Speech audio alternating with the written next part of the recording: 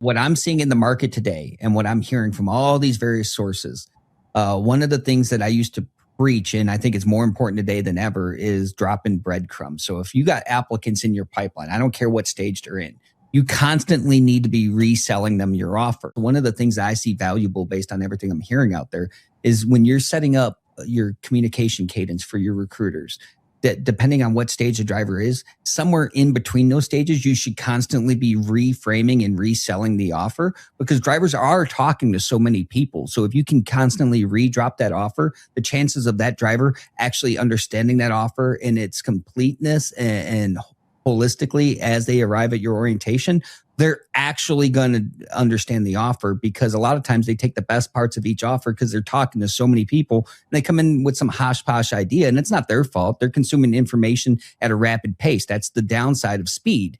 Right. But if you can use that communication to constantly reframe that offer, by the time they get there, they'll have that complete picture, and there's more transparency that you can point back to that makes a better experience for the driver and for the carrier that's doing the hiring. And that's one thing that your system allows. And I took advantage of when I was recruiting, just constantly dropping that offer in between stages. Yeah. And if you don't do that, when a driver actually decides to make a decision, that'll be so quick that the next time you reach out to that driver, he or she'll be at a different company, right?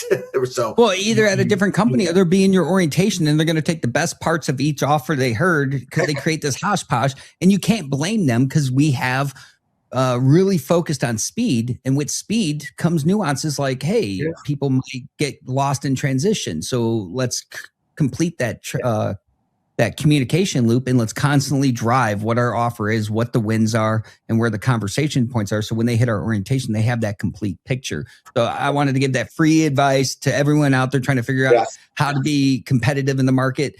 This system here, communicate through it. Use it to be your tool and help enhance the experience, not only for your recruiters, but for the drivers coming through orientation.